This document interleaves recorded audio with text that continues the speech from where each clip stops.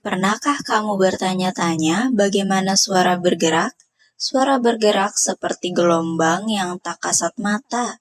Lihat, gelombang suara ini membuat partikel-partikel cantik menarik.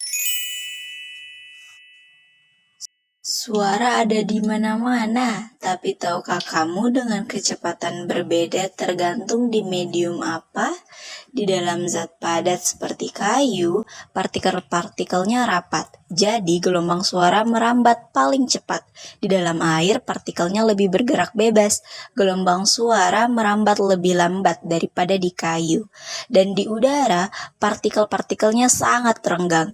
Inilah alasan mengapa suara merambat paling lambat di sini. Pernahkah kamu bertanya-tanya bagaimana suara itu berbeda?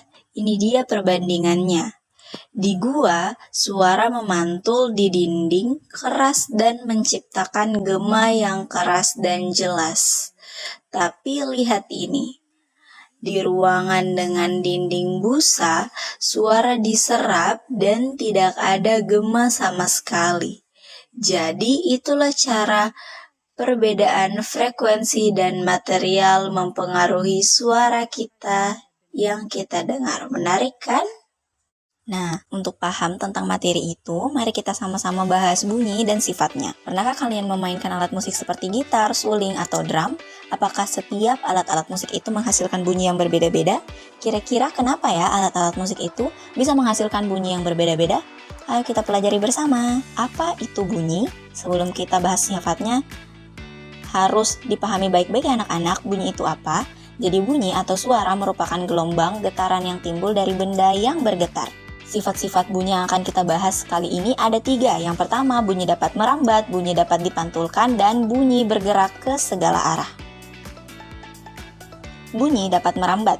Nah, bunyi itu dapat merambat melalui media padat, cair, dan gas. Misalnya, meja yang padat, air yang cair, dan udara yang gas. Namun, bunyi tidak dapat merambat di ruang hampa, artinya ruang yang tanpa udara. Kira-kira bagaimana cara bunyi merambat ya?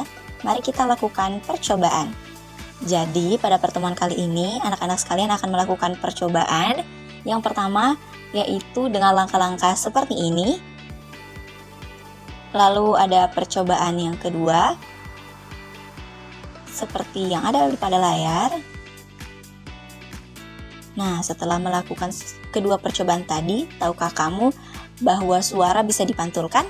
Ketika suara mengenai benda keras seperti batu, tembok, atau lantai, maka suara tersebut akan terpantul kembali ke arah asalnya.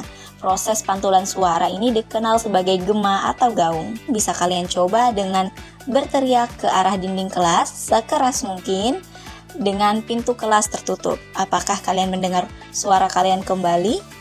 Ada sifat yang selanjutnya, yaitu bunyi merambat ke segala arah. Kenapa ya saat kita berada di ruangan kelas, kita bisa mendengar bunyi bel sekolah? Bahkan seluruh penghuni sekolah yang berada di ruangan yang berbeda-beda juga akan mendengar suara bel sekolah.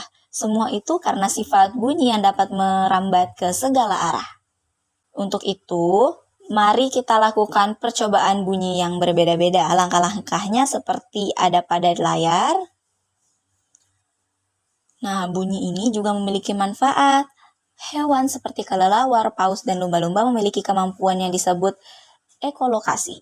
Ekolokasi adalah kemampuan mengeluarkan bunyi dan mendengarkan kembali bunyi yang dipantulkan oleh objek-objek di sekitarnya, berguna untuk mendeteksi musuh, menentukan arah, mencari makanan, serta berkomunikasi.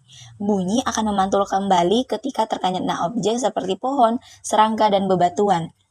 Pantulan inilah yang digunakan oleh hewan-hewan tadi untuk menentukan arah atau mencari makanan. Bukan hanya itu, kemampuan ekolokasi dimanfaatkan juga oleh manusia untuk menciptakan berbagai macam teknologi. Contohnya adalah batimetri, yaitu alat pengukur kedalaman laut yang biasanya dipakai oleh kapal-kapal besar.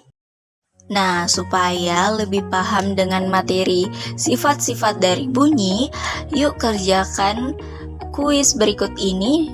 Scan barcode yang ada di layar.